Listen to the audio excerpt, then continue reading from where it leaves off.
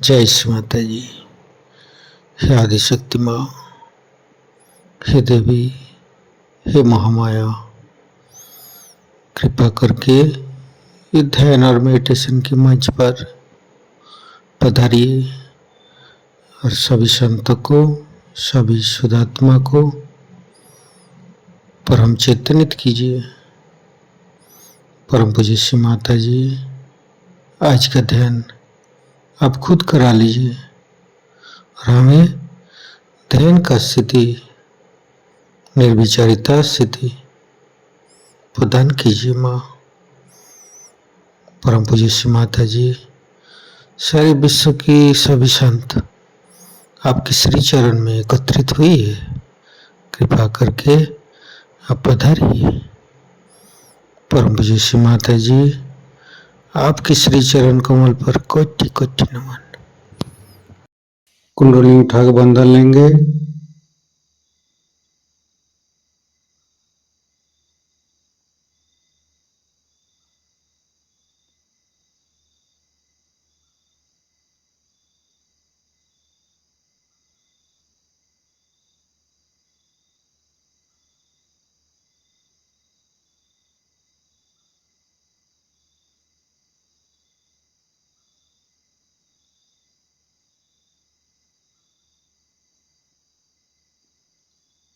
तीनों महामंत्र। ओम तमेव साक्षात् श्री महालक्ष्मी महासरस्वती महाकाली त्रिगुणात्मिका कुंडली साक्षात् श्री आदिशक्ति माता जी श्री निर्मला देवी नमो नमः।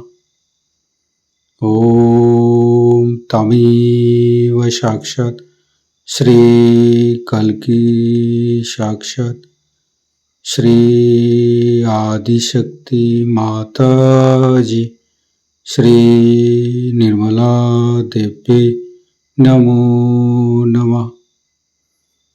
ओम तमेव साक्षात् श्री कल्की साक्षात् श्री सहस्रार स्वामिनी मोक्ष प्रदायिनी माता जी श्री निर्मला देवी नमो नमः। गणेश मंत्र। ओम तमेव साक्षात् श्री गणेश साक्षात् श्री आदिशक्ति माता जी श्री निर्मला देवी नमो नमः।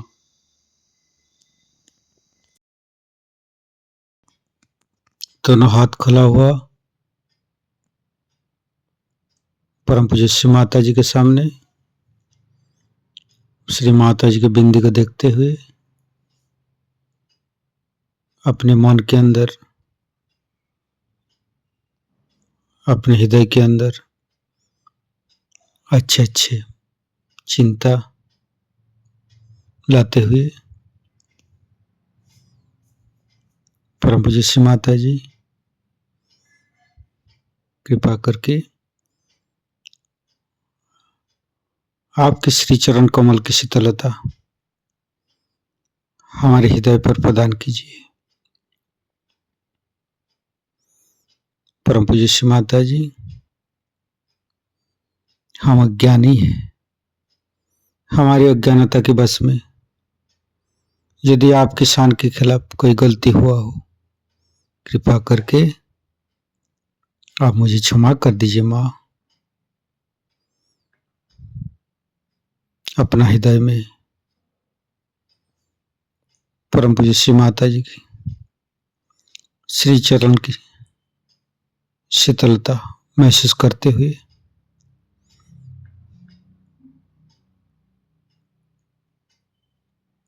धीरे धीरे चित्त को मूलाधार चक्र पर परम पूज्य श्री माता जी, आप ही तो प्रभु गणेश है। कृपा करके हमारे शरीर के अंदर तीनों नाड़ी सातों चक्र में समस्त दोषों को, समस्त रोगों को दूर कीजिए। हे प्रभु गणेश, कृपा करके आप हमारे अंदर आइए।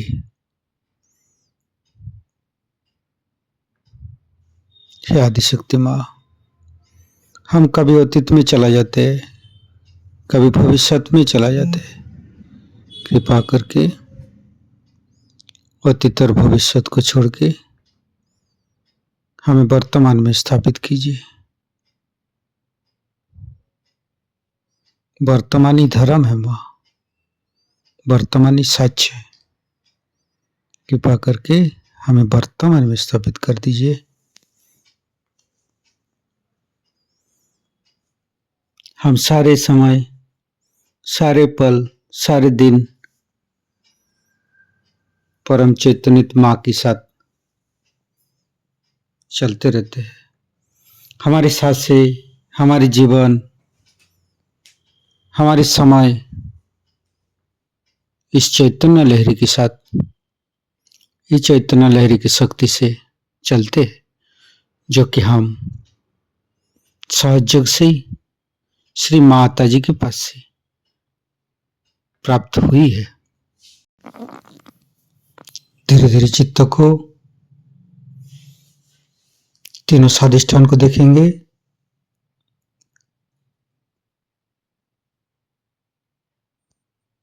तीनों नाभि, लेफ्ट नाभि, परम पूज्य श्री माता जी, कृपा करके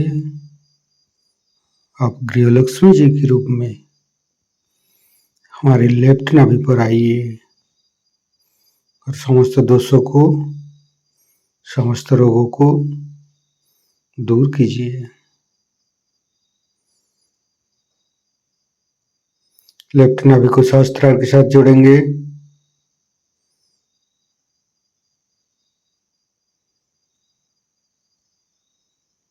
फिर चित्त को राइट नाभि,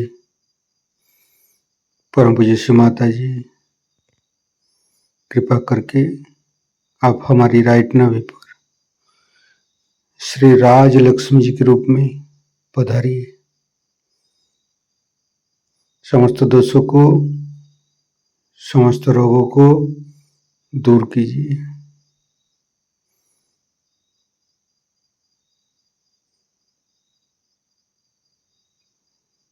फिर धीरे धीरे चित्त को मध्य नाभि,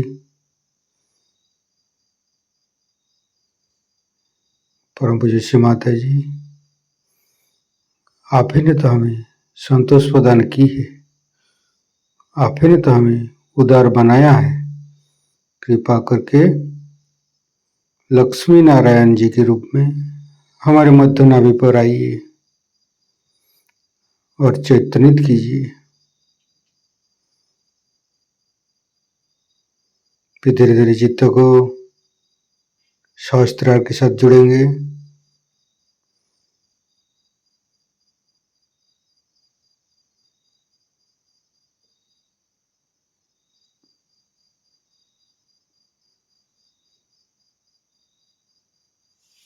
फिर तीनों हृदय, लेफ्ट हृदय, परम पूज्य श्री माता जी, आपकी परम कृपा में तो हम शुद्ध आत्मा है।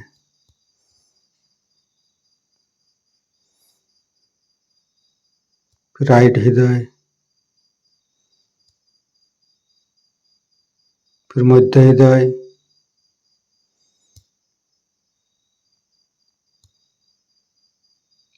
विशुद्धि, राइट विशुद्धि,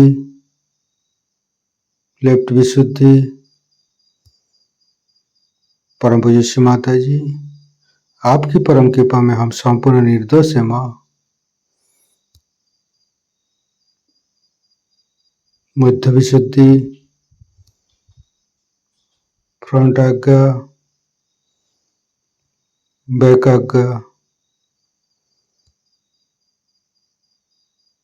सहस्त्रार। परम पूज्य श्री माता जी, हमारे अंदर अहंकार पति अहंकार को दूर करके हमारे सहस्त्रार पर आइए, समस्त ब्रह्मरंध को खोल दीजिए।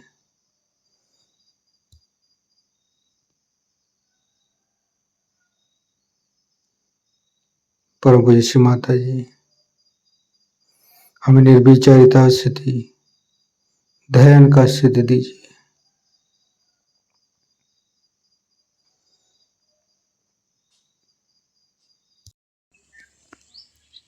सहस्त्रार के साथ एक एक चक्र को जोड़ेंगे।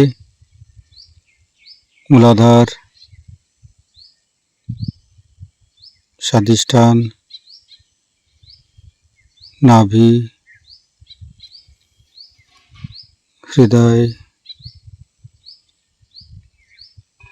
विशुद्धि, आज्ञा, संपूर्ण चित्त सहस्त्रार पर रखेंगे। परम पूज्य श्री माता जी, हमारे ऊपर ऐसी कृपा कीजिए ताकि आपकी वाणी को हम सहस्त्रार से ग्रहण कर सके। संपूर्ण चित्त सहस्त्रार पर परम पूज्य श्री माता जी को अमृत बनी हम सहस्त्रार से ग्रहण करेंगे। इस तरफ रखो ना, ऊपर के बारे में काफी विशद रूप से मैंने आपको बताया है, और जिस चैतन्य स्वरूप की बात हर एक धर्म में हर समय की गई है, उससे भी आप में से काफी लोग भली भांति परिचित हैं। उस पर भी जब मैं कहती हूँ कि आप गृहस्थी में रहते हो और आप हठ योग की ओर न जाएं, तो बहुत से लोग उससे नाराज हो जाते हैं।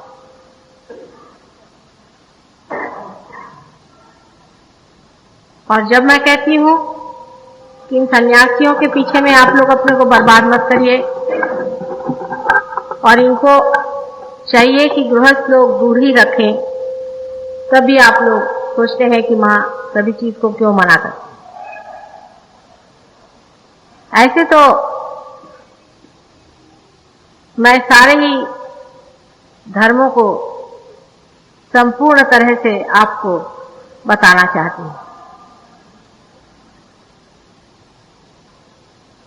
इतना ही नहीं, जो कुछ भी उसमें आधा अधूरापन भाषित होता है उसको मैं पूर्ण करना चाहती हूँ।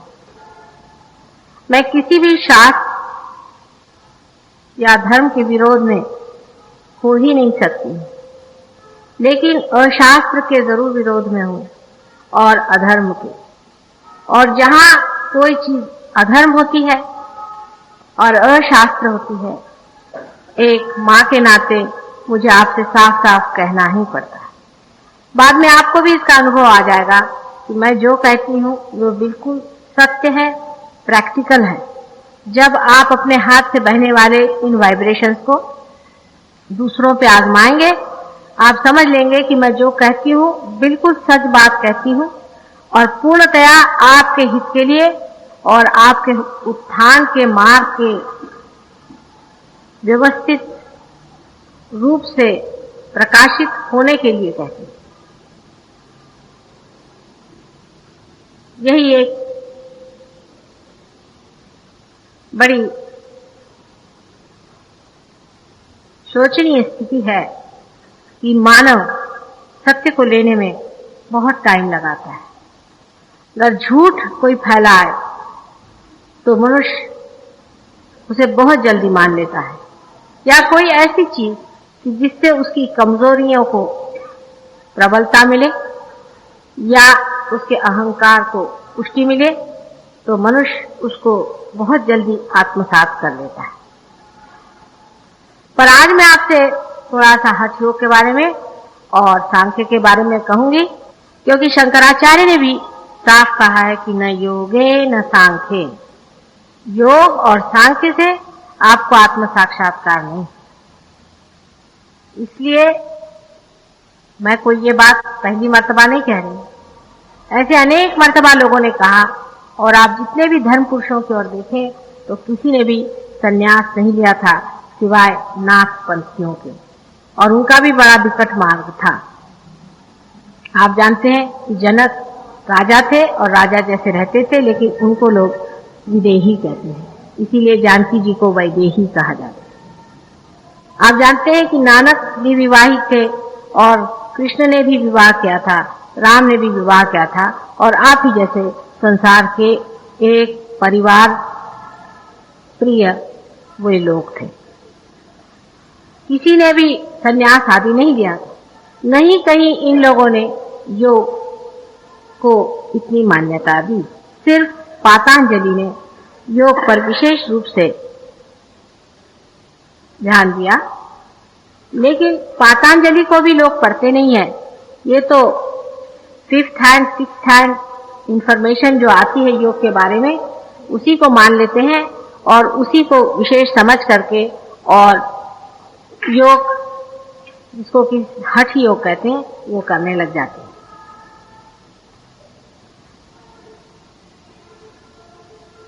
परिवार में जो सामान्य तरह से लोग रहते हैं उनके लिए तो हठ योग अत्यंत हानिकारक होता है। अब वो क्यों होता है, कैसे होता है, वो मैं आपको समझाती हूँ। आप लोग ओपन माइंडेडनेस से बैठे, दिमाग खोल के बैठे, तो आप अभी मेरी बात समझ लें।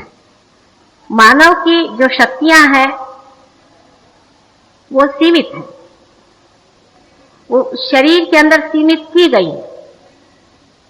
जब तक उसे आत्म साक्षात्कार नहीं होता है, जब तक उसका कनेक्शन उस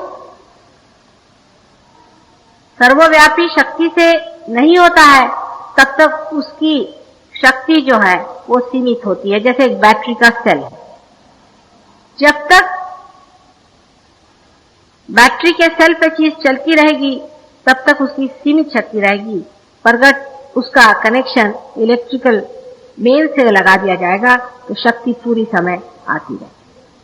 मैं इसलिए बिल्कुल मॉडर्न बातों में समझाती हूँ कि हमारे रोजमर्रा के जीवन में हम इसे देख सकते हैं।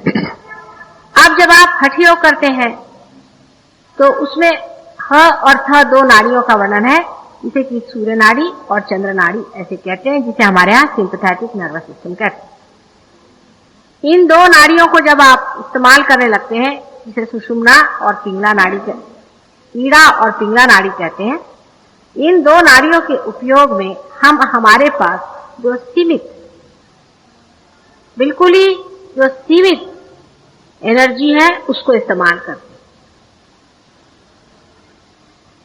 जिस वक्त में हम ये कहते हैं कि हम शारीरिक व्यायाम आदि करते हैं, तो वो समझ लेना चाहिए कि हम हठ योग तो कर ही नहीं रहे, हम सिर्फ हा योग कर रहे हैं। हठ योग का मतलब होता है कि उसकी 6 चीजें जो है वो पूरी करनी पड़ती है, यम नियम आदि आप जानते हैं। वो जब तक आप पूरे नहीं कर रहे हैं तब तक आप बिल्कुल पार्शियल योग कर रहे हैं, और वो भी आप सिर्फ आपका हा नाड़ी माने सूर्य नाड़ी का काम कर रहे हैं। सूर्य नाड़ी से आपका शरीर बढ़ सकता है और आपकी मेंटल कैपेसिटी शायद बढ़ जाए, लेकिन हम लोग तो कम से कम 3 चीज हैं ही। एक तो हम मेंटल हैं, इमोशनल है और फिजिकल है। तो अगर हमने इन 2 चीजों पर, विशेषतः शरीर पर, पूरी अपनी सीमित शक्ति को अगर खींच लिया, तो जो हमारी इमोशनल नाड़ी है, जिसको चंद्र नाड़ी कहते हैं, वो पूरी तरह से शुष्क होती जाती है। उसका सारा ड्रेन होते रहता है, वहां से सारा खींचते जाता है, और वो आता है हमारे शरीर पर। और जब वो हम अपने शरीर के बढ़ाने के लिए उसका उपयोग करते हैं, तो जो हमारा इमोशनल बीइंग है वो बिल्कुल ही शुष्क हो जाता है। इसीलिए आपने देखा होगा कि अधिकतर जो योगी लोग होते हैं एकदम बिल्कुल निष्ठुर स्वभाव के, उनमें हृदय होता ही नहीं मानो, और इस कदर क्रोधी और इतने इगोइस्टिकल होते हैं कि उनके जीवन को अगर आप समझ के पढ़ें तो कभी कभी लगे कि ये तो एक तरह की इगोइस्टिकल मॉन्स्टर। जैसे आप विश्वामित्र को पढ़ें, क्या उस हरिश्चंद्र बेचारे के जान को लग गए, खुद तो सन्यासी थे, उसके भी जान को लग गए। वो अच्छा घर गृहस्थी में अपने बीवी बच्चों के साथ बहुत धर्म से राज्य करता था, उसकी जान को लग गए, उसके प्राण ले लिए और उसकी हालत खराब कर दी। आपने दुर्वासा को सुना है, उनका नाम अगर आप सवेरे लीजिएगा तो आपको 3 दिन तक खाने को नहीं मिलेगा। तीसरे जमदग्नि साहब थे, उनके क्या कहने। यानी यहां तक है कि पराशर मुनि के लिए कहा जाता है कि उन्होंने भी एक बहुत ही गंदी बात अपने लाइफ में कर दी थी सत्यवती के साथ, जिन्होंने कि अपने हृदय को पूरी तरह से एम्प्टी तो कर लिया था, लेकिन अपनी काम वासनाओं पर वो कुछ भी नहीं अधिकार रख पाए। एक क्षण में उनका सभी तपस्या वगैरह भंग हो गई। और ऐसे अनेक हैं, आप जानते हैं, अपने ऐसे अनेक ऋषि मुनि हो गए। परशुराम जो थे, जिन्होंने कि कौन से मुनि, अगस्त्य मुनि, अगस्त्य मुनि, और जिन्होंने कि गुस्से में आकर के सारा समुद्र पी लिया था। किसी ने किसी को भस्म कर दिया था, किसी ने किसी को खत्म कर दिया था। आज तक आपने किसी से ये नहीं सुना होगा कि इनमें से किसी ने भी किसी का उद्धार किया होगा या कल्याण किया होगा।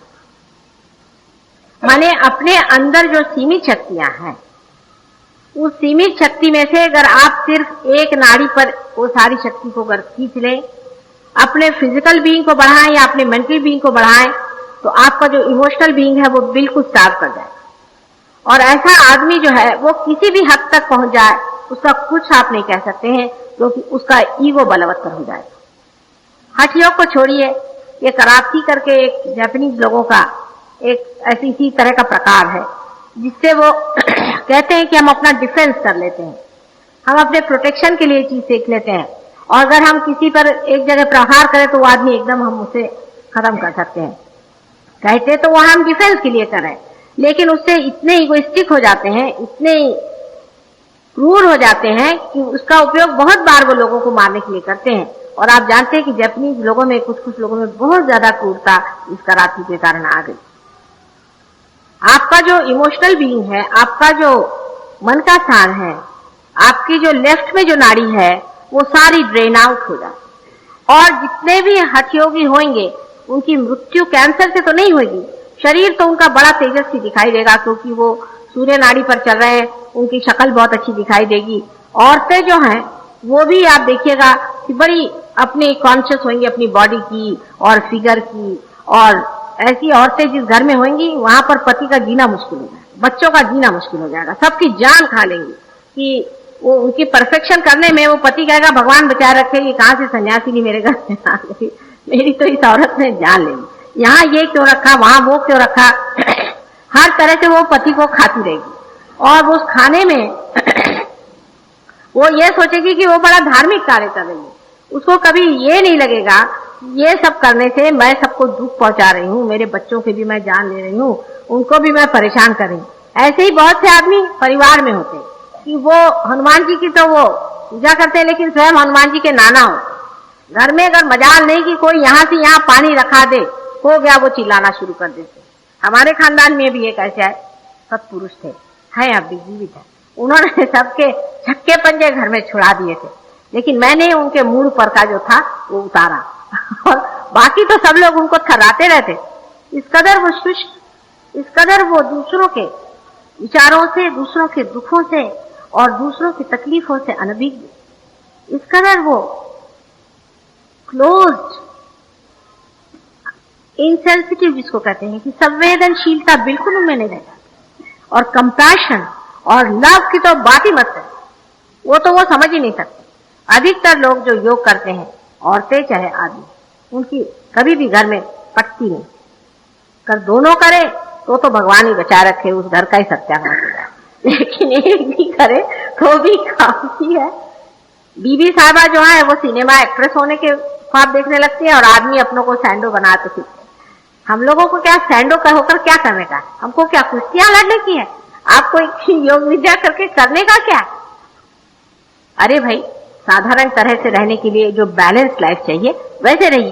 हाँ ठीक है, थोड़ा बहुत आपने एक्सरसाइज कर लिया, ये ठीक बात, लेकिन इतनी ज्यादा अतिशयता एक चीज को बढ़ाने की, करने की क्या जरूरत है कि दूसरी आपका जो हृदय चक्र है वो बिल्कुल माइनस हो जाए, इतना माइनस हो जाए कि ऐसे आदमी को आप अगर दूर से देख लें तो आप दूसरी तरफ से चक्कर काटे। एक दिन मैं लखनऊ में थी, तो जो हमारे महाशय जी जो हमारे घर में बहुत ज्यादा रोब झाड़ते थे, तो उनकी आदत थी कि सवेरे वो एक तरफ से घूमने जाते। तो एक दिन मैंने देखा कि मैं भी उस तरफ से घूमने जाती थी कि कुछ लोग बेतहाशा भागते निकले। मेरे को समझ में नहीं आया कि मुझे देख के भाग रहे कि उनको देखकर क्या हो गया। उसके बाद में वो सब लोग मुझे मिलने आए, मुझे कहले भाभी जी माफ करना, हम बदतमीज जैसे भागे, लेकिन इस खूंखार जानवर को लेकर आप कहाँ निकली थी, इस शेर बब्बर को लेकर आप कहाँ निकली थी। वो तो उल्टे पैर ही दौड़ने लगे कि भगवान बचा सके, ये तो अभी डंडा लेके हमको मारेंगे। उनसे बात करने जाइए तो आपको खाने को दौड़े। कभी हंसना तो वो जानते ही, उनको मालूम ही नहीं कि दुनिया में हंसना या स्मित या कोई ऐसी चीज है। बड़े सीरियस होते हैं और किसी का दुख, किसी की तकलीफ को समझते नहीं। आप अगर उनसे कहें कि भाई इस आदमी को बहुत दर्द है, इतना दर्द में पड़ा हुआ, कहले देखो मैंने कैसे अपने दर्द को कंट्रोल किया, तुम भी करो। अरे भाई वो कोई योगी नहीं है, तुमने अपने दर्द को कर लिया। लेकिन वो जानते नहीं कि उनकी मृत्यु जो होगी वो हार्ट अटैक से। हमेशा जो सहज योगी होता है उसका दोनों बैलेंस होता है, उसकी वजह मैं बाद में बताऊं। लेकिन जितने भी योगी लोग होंगे वो खट से यूं खत्म हो जाएंगे और पता ही नहीं चलने का उनका वो गायब हो जाएंगे। उसके बाद जब वो मरेंगे तो 4 आदमी जोड़ना मुश्किल होगा। मैं आपसे बताती हूँ, ये जो योगी लोग मरते हैं इसमें मुश्किल से 4 आदमी जुटते हैं। 5वां आदमी जो कि हलिया उठाए वो नहीं मिलने वाला, क्योंकि बाल बच्चे तो पहले ही भागे रहते हैं और सारी दुनिया के लोग ऐसे लोगों से भागे रहते हैं। अब योग से लोग कहते हैं कि हम आपका रोग निवारण करें, भगवान बचाए रखे। इनसे आप रोग निवारण करने के जगह आपको ऐसे रोग लग जाएंगे कि आपकी बीवी कल कहेगी मुझे तलाक दीजिए, भगवान बचाए रखे, आपकी तो मैं बाधा ही नहीं सकती, आपके साथ मेरा निवाह नहीं हो सकता, आपने जो ये योग विद्या शुरू कर दी इसे भगवान बचाए रखे। इसीलिए 1000 बार ये सोच लेना चाहिए कि योग परिवार में रहने वाले लोगों के लिए बड़ा ही खतरनाक है। लेकिन योग क्यों बनाए, किस व्यवस्था में बनाया गया? पातंजलि को कितने हजारों वर्ष पहले की बात है जब पातंजलि ने पातंजलि योग लिखा था। उस वक्त का योग है, वो सोसाइटी आज नहीं। पहली तो बात ये कि उन दिनों में हमारे यहाँ 4 वर्णों की संस्था थी। आप तो जानते हैं कि पहले छोटे बच्चे 5 साल के बाद में जंगलों में जाकर एक रियलाइज सोल गुरु के पास पढ़ते थे। रियलाइज सोल, ये अरे गरे लट्टू खैरे नहीं, रियलाइज सोल उसको ही गुरु, पहले उसी की व्याख्या गुरु होती। इतना ही नहीं कि रियलाइज सोल था, पर उसको सारा उसका शास्त्र भी मालूम था रियलाइजेशन का, इसलिए वो जंगल में रहते थे और उन्हीं के नाम से यूनिवर्सिटीज चलती थी, जिसको हम गोत्र कहते हैं। ये वही यूनिवर्सिटीज हैं। और सगोत्र विवाह इसीलिए मना था कि एक यूनिवर्सिटी में रहने वाले बच्चे आपस में सब भाई बहन के जैसे रहते। अच्छा, उसके अलावा उस उम्र में आपकी हेल्थ बढ़ती है, आपकी ग्रोथ बढ़ती है, इसलिए आपको जरूरी है कि उस वक्त आपके शरीर को पोषक जितनी भी एनर्जी लगे मैक्सिमम दीजिए। दूसरी बात, जो आपकी हृदय की बात है, जो प्रेम की बात है, एक तो गुरु उसको संभालता था, गुरु अपने प्रेम से उसको भरा रखता था। दूसरे, जो वानप्रस्थाश्रम में ग्रैंड पेरेंट्स, उनके जो बाबा दादी और नाना नानी, वो भी जंगल में बैठे रहे, तो वो लोग अपने बाल बच्चों को प्यार करते। और गृहस्थी में कोई भी योग नहीं सीखता, वो अपने बच्चों को जो प्यार देते थे उससे उनकी दूसरी शक्ति जो थी वो उपला दी। विवाह के बाद में आप ही सोचिए कि कितना ड्रेन आपका पहले ही हो रहा है। मतलब ये कि आजकल की सोसाइटी में ऐसे ही आदमी किस कदर परेशान है, उसके पास टाइम ही नहीं कि वो कुछ प्यार करे या किसी से 2 मिनट प्यार से बात करे। और उस पर योगी अगर कोई हो गया तो आप ही सोचिए, ऐसे ही मियाँ बीवी के 1000 झगड़े रहते, तब तो आपने सत्यानाश ही कर दिया पारिवारिक जीवन। पारिवारिक जीवन के सिवाय सहयोग नहीं बनता, ये भी एक बात विशेष है। साधारण तरह से जो पारिवारिक लोग हैं उन्हीं से ही सहयोग होता है। इसलिए जो लोग संन्यास लेते हैं उनसे कहना ठीक है आप संन्यास लो और जंगलों में बैठो, जंगल में ही रहो, 2 दिन बाद वहां से भाग के आएंगे भेष बदल कर। कल ही मुझे एक साहब मिले थे, वो मुझे कहने लगे कि मैंने स्टैटिस्टिक इकट्ठे किए, मैं वहां गया था, हरिद्वार गया था, वहां मैं गया और मैंने बहुत सारे वहां सन्यासियों से भेंट। तो मुझे आश्चर्य लगा कि 99.9% और 1% मैं इसलिए कहता हूं कि मेरे आसार में मिला नहीं, पर मैं कहता हूं पर चांस होएगा कोई। वहां पर जितने भी लोग आए हुए थे वो लोग सब बता रहे थे कि साहब मेरी बीवी मर गई तो मैं आ गया, मेरा बाप मर गया तो मैं आ गया, फलाना हो गया तो मैं आ गया, मेरे इनकम टैक्स वाले मेरे पीछे पड़ गए तो मैं आ गया, स्मगलिंग में मैं पकड़ा जाता था तो मैं आ गया। मतलब जेल से बचने के लिए बहुत से लोग आ गए और अपने पारिवारिक जीवन से बचने के लिए भी वहां आए। दूसरे स्टाइल के लोग ये थे कि साहब मैं यहाँ पहुंचा, मैंने सोचा कि यहाँ कुछ खाने पीने की व्यवस्था हो जाएगी, तो यहाँ देखता हूँ कि ये तो गेरुआ वस्त्र के लिए गेरुआ रंग भी नहीं मिलता, यहाँ बड़ा मुश्किल काम है और यहाँ बड़ा बुरा हाल है। आजकल तो दुनिया बिल्कुल ऐसी खराब हो गई है कि सन्यासियों को कुछ भीख ही नहीं देती। तो जितने भिखारी दुनिया भर के थे उन्होंने सोचा कि ये आसान है, थोड़ी सी भीख मांग करके गेरुआ वस्त्र लगा लो और जाकर सब हिमालय में रहे। मैं अभी दिल्ली में थी तो कम से कम 5-6 आश्रम से चिट्ठी आई कि माता जी आप तो सारे संसार की पालन करने वाली हैं, आप साक्षात शक्ति हैं, आप हम भिखारियों के लिए, ये नहीं लिखा था पर मैं कहती हूँ बीच में कि हम साधुओं के लिए आप वहां से ब्लैंकेट और धोतियां और ये और वो भेजी। मतलब भिखारी नहीं लिखा था, उन्होंने अपने को साधु लिखा था। साधु माने जो साध लेते हैं, समझे ना, जो साध ले वो साधु। तो इस तरह से उनकी चिट्ठियां मेरे पास आई। आप बताइए कि आपके समाज के ऊपर में पैरासाइट के जैसे ये लोग लगे, या आपके दौलत के ऊपर में, मैंने कमाई आप कर, मेहनत आप कर, सब कुछ आप करते हैं और खाएगा कौन? तो ये साधु बाबा। बताइए, ये तो कुछ मेहनत नहीं करता, ये तो कुछ नहीं करता, ये तो मोटा होते जा रहा है और आप दुबले होते जा रहे। इस तरह के साधु बाबा गांव-गांव गली-गली घूमते हैं और अपने शहर में भी काफी ऐसे लोग बैठे हुए हैं जो अपने को सन्यासी कहते हैं। मैंने एक छोटी सी, कहना चाहिए कि सहज कविता एक मेरे मुंह से निकली थी कि तू ले सन्यास पैसा मेरे पास। इस तरह के यहाँ पर आपको ऐसे लोग साधु मिलेंगे कि अंत में आप उनको नमस्कार करके जाके अंत में सन्यासी लीजिएगा, क्योंकि वह आप कहिएगा कि या तो इनसे पीछा छुड़ाओ या तो मुझे इससे छुट्टी कराओ। इन लोगों में इतनी सीरियस ये जो दिखाते हैं और ये जो इतना अपने पे पाखंड लाते हैं, इसको समझ लेना चाहिए। अब बहुत से यहाँ पर लेडीज लोग अपने यहाँ खास करके इस बात को समझ लें, क्योंकि लेडीज लोग को तो खास कर सीता जी ने भी एक बार गलती करी थी। ऐसी गलती आप लोग भी रोज कर रहे हैं कि कोई भी साधु बाबा आया कि चले उसके चरण, फिर वो अभी जेल से छूट के कपड़ा बदल के आया हो, चाहे वो अभी किसी को दगा मार करके आपके घर में छुपने को आया हो, चाहे वो कुछ भी धंधा करके आएगा। और तो कहा हाँ बाबा जी आए थे, कौन बाबा जी? वो नहीं मालूम, दाढ़ी वाले थे, बड़े तेजस्वी थे, मैंने तो उनको शरणागति दी। अरे पागल, वो कौन था? वो तो पड़ोस के यहाँ नौकर था, वहां से भागा है चोरी करके, तुमको बुद्धू बना रहा है, दाढ़ी वाड़ी बना के आ गया, तुम उसके पैर छू। नहीं, हमको बड़ा आनंद आया। क्या आनंद आया? बाद में कहा हाँ क्या आनंद आया, साधु बाबा घर में आइए, साधु बाबा के घर में आराम से रहने। देवी जी, माता जी और पिताजी उसके चरण रोज धोकर पीते थे। करते करते देखा कि घर की लक्ष्मी गायब हो रही है, फिर कह ले भाई कहीं से कर्जा लो, इनका कुछ करने का है। उसके बाद साधु बाबा ने कहा कि अब हमारा स्थान नहीं कह पाएंगे, संस्कृत तो जानते नहीं ज्यादातर, स्थान, हमारा स्थान यहाँ से हिलेगा। उनका स्थान हिला, उसके साथ आपकी तिजोरी भी हिल जाएगी। ये नहीं हुआ तो उन्होंने कुछ काम ही नहीं किया आपके ऊपर में। अगर अर्थ नहीं होगा तो ऐसे ही धंधे करेगा। वहां अपने नसीब के मारे हजारों लोग मेरे पास लंदन में आते हैं, दिल्ली में आए कि माता जी इनसे पीने छुड़ाओ, वो हमारे पीछे में लग गया, वो हमारे पीछे में लग गया, इनसे कैसे क्या करें। लेकिन अभी भी जो लोग इस चक्कर में है उनसे अगर कहो कि बाबा ये साधु बाबा के पीछे तुम क्यों मरते हो, तो उनको बड़ा बुरा लगता है। लेकिन जब उनका पूरा चकमुंडन हो जाता है तब वो मेरे पास आके कहते कि माता जी वो तो हमको मुड़ा के चला। इतनी सीरियस भी बात है और हंसी भी आती है मनुष्य की महामूर्खता पे।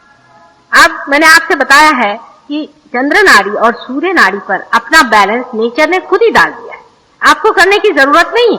आप काहे को अपने पीछे लगे हुए हैं? आप बैलेंस लाइफ लीड करें, नॉर्मल लाइफ लीड करें और साधारण तरह से रहें। कोई जरूरत आपको नहीं है कि आप कोई द्राविड़ी प्राणायाम करें। मैं देखती हूँ कुछ लोगों को सवेरे उठ के सर के बल खड़े हो, हमारे सामने एक साहब रहते थे, पारसी साहब। वो 4 बजे उठ करके जो लखनऊ जाते थे, तो वो करीबन 6 बजे वो लखनऊ से उतरते थे। और उनके घर में उनकी बहू से झगड़ा, लड़के से झगड़ा, सारा घर परेशान कि बुढ़ा मरे तो आफत छूटे। जब वो बुढ़ा मरे भी तो उन्होंने अपने बच्चों के लिए कुछ नहीं छोड़ा, सारा दान कर गए दूसरे योगाश्रम को। वो एक ऐसा ही योगा वहां भी जितने बुढ़े मरेंगे वो भी इस तरह से हो जाएंगे। और ये भी हार्ट के पेशेंट थे, लेकिन वो हमेशा सर के बल अपने शीर्षासन में लटके रहे। अब ये पागलपन देखिए कि मैं अगर योग के विरोध में कह रही तो लोग फौरन कहेंगे कि माता जी ऐसा क्यों कहती। पर भाई तुम ही सोचो, क्या जरूरत है इतना द्राविड़ी प्राणायाम करने की। ठीक है, आपका शरीर ठीक चलना चाहिए, थोड़ा बहुत एक्सरसाइज कर लिया हो गया, लेकिन 24 घंटे हर समय वही सर के बल खड़े होने की क्या जरूरत है आपको। सबसे पहली चीज है प्रेम करना। परिवार या संसार का जो सारा परिवार है, या उससे भी बढ़ के मैं कहूं कि सारी ही सृष्टि, सारा ही विश्व, सारा ही प्रेम की धुरी पर चला है।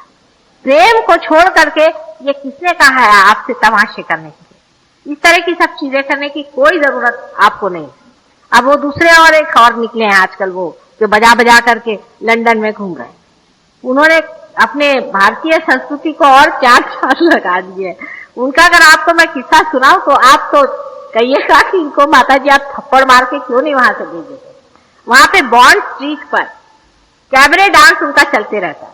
सिर्फ सर में वो बाल चटमुंडन करते हैं, और वो होती है ना चोटी जिसको मोदी बोलते हैं, और मराठी लगा शेंडी बनता है, वो अपने यहाँ चिपका के उसका वहां ड्रेसिंग होता है, हेयर ड्रेसिंग, वो बिकता है।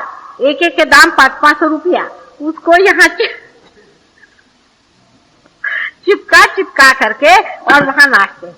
और नाचते वक्त में उनको धोती तो बेचारों को कभी पहनना आता ही नहीं, लेकिन धोती भी पहनते रहती। औरतें साड़ियां पहने रहती है, उनको साड़ी भी पहनना नहीं था, धोती भी नहीं पहना आता। अरे भाई, अगर हमारा ड्रेस है वो हमारे को दे दो, अगर तुमको पहनना भी हो तो कायदे से पहनो और हमारे ढंग से चलो। एक तो वहां की औरतें साड़ियां पहन भी नहीं सकती, उनकी चाल ही घोड़े जैसी थी, ऐसे ऐसे चलती। वो लोग, हम लोग तो ऐसे ऐसी चलती है ना, वो लोग ऐसे ऐसी चलती है। इधर हम अभी वहां गए थे लखनऊ में, किसी की शादी हो रही थी, तो वहां देखा कि सब लोग तो ऐसे ऐसे चल रहे थे, बीच में कोई घोड़ा जैसा कूद रहा था। साड़ी सब पहने थे। मैंने कहा ये कौन घोड़ा जैसे सब कूद रहा है। तो सामने जाके सुना कि एक बहू अमेरिका से आई है। मैंने कहा समझ गए। और उसको चलते तो चप्पल में बन नहीं रहा था बेचारी, खसटते खसटते घोड़े जैसे ऐसी ऐसी चल रही, और उनके बाल भी ऐसे आयाल घोड़े जैसे करते। उन लोग को इसकी आदत नहीं, घोड़े जैसे वो लोग चलते हैं, घोड़े जैसे वो रहते हैं, उनका तरीका है घोड़े जैसा। उसको क्या किया जाए, वो साड़ी पहनने से पहले उनको चलने का ढंग आना चाहिए। लेकिन वहां जो औरतें, आप सोचिए बॉन्ड स्ट्रीट में, जिन्होंने कभी साड़ी बांधी नहीं, वो साड़ी बांध के और ये लोग धोती बांध के जो वहां कैबरे डांस करते हैं, मारे लज्जा के आपको लगता है कि प्रभु ये क्या। और वहां लोग मजाक में पार्टी में कहते हैं कि माता जी आप ये साड़ी पहने हैं, माता जी आप ये चीज पहने हैं, और आपको कोई प्रॉब्लम नहीं था। मैंने कहा किसका? पहले हमने बॉन्ड स्ट्रीट में देखा, उनसे तो सब धोती और साड़ियां फूल जाती है। हमने कहा भाई ये तो जन्म जन्मांतर का हमारा पहनावा है, और यही हमारी लज्जा की। और इसको आप कहिए कि वो भारतीय संस्कृति को बढ़ा रहे, तो भगवान बचाए रखे ऐसे लोगों से कहना कि हम ही को बढ़ाने दीजिए। हमारी संस्कृति जो हमारे रग रग में है, आप मेहरबानी से हमारी संस्कृति को मत बढ़ाएं।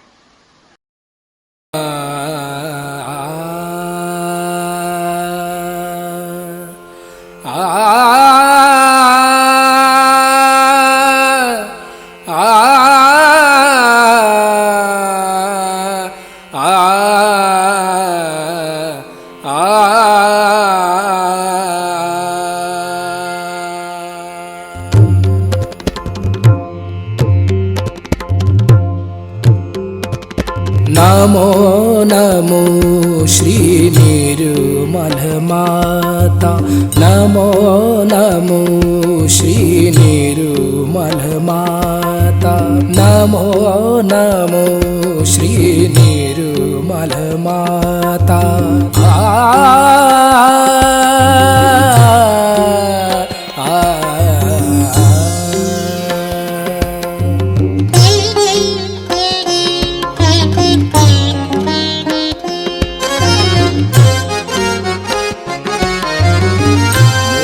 मोक्षदायिनी हे परमेश्वरी, मोक्षदायिनी हे परमेश्वरी, मोक्षदायिनी। आ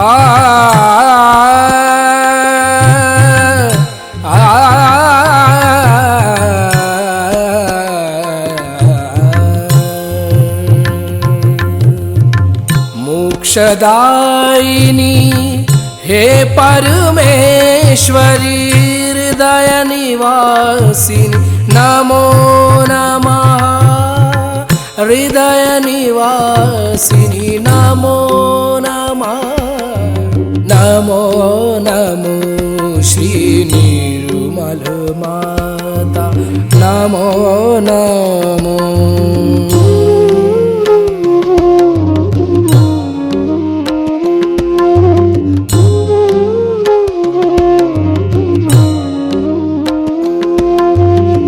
सहस्त्र कमल पर तुझको पाया सहस्त्र कमल पर तुझको पाया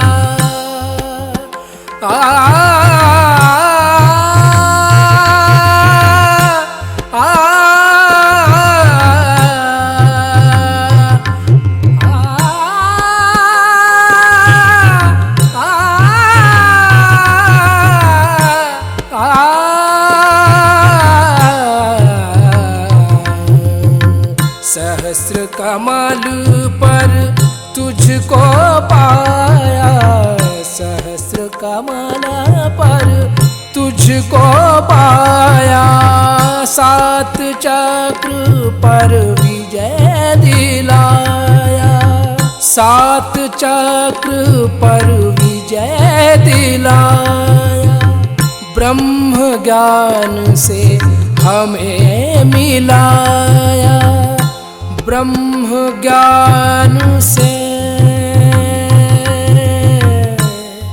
ब्रह्म ज्ञान से ब्रह्म ज्ञान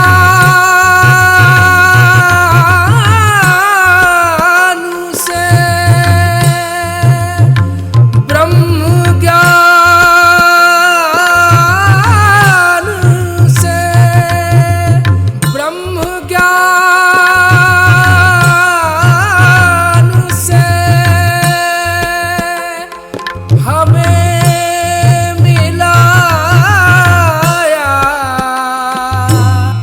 नमो नमो श्री निर्मल माता नमो नमो श्री निर्मल माता नमो नमो श्री निर्मल माता नमो नमो श्री निर्मल माता नमो नमो नमो नमो नमो नमो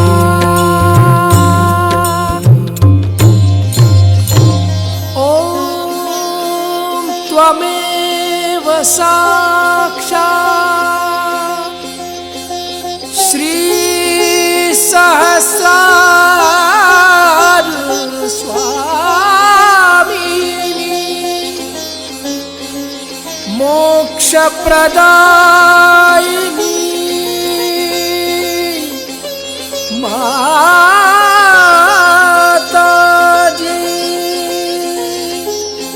श्री निर्मला देवे नमो नमः नमो नमः नमो